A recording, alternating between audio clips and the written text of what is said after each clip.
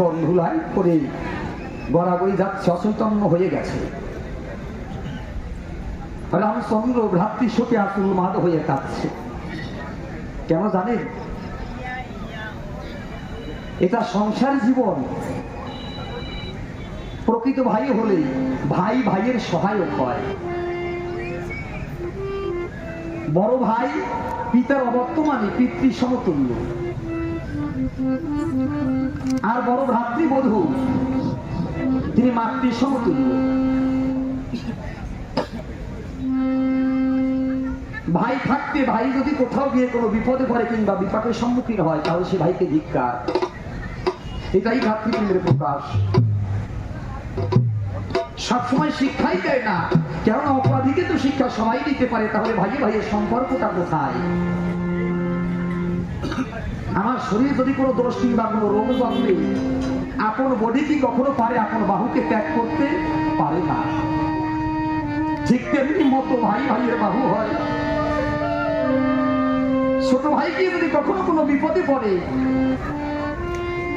বড় ভাইয়ের কানে আসা পর্যন্ত সবার আগে ছুটে যেজন যায় সেজন হচ্ছে আমাদের বড় ভাই। সে এমনও বলে, ভাই রে, না বুঝতে পেরে আমার ছোট ভাই ভুল করেছে, তোরা ওকে কিছু বলিস না, ক্ষমা করে দে। যদি বিচার করতে হয় তোরা আমার পর। সবার আগে বড় দাদা দিয়ে মাথা পেতে নেয়। এটাই রামায়ণের শিক্ষা।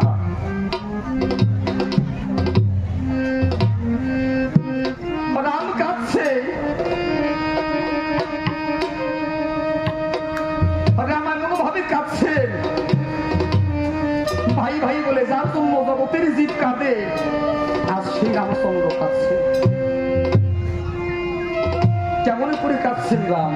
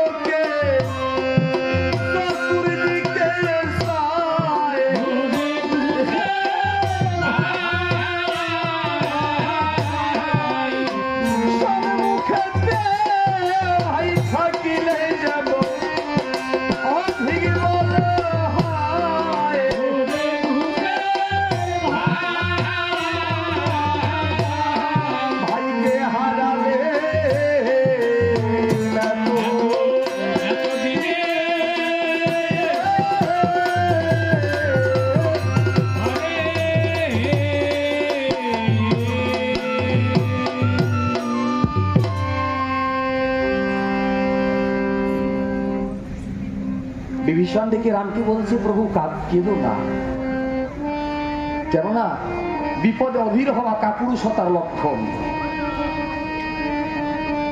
কেননা আগে বুঝতে হবে যে লক্ষণের খাঁচার ভেতরে এখন পর্যন্ত প্রাণ পাখি আছে কিনা, তাহলে বোঝার জন্য কি আছে। বলছে প্রভু লঙ্কাপুরে রাবণের রাজবৈদ্য সুসেন নামে এক বৈদ্য আছে,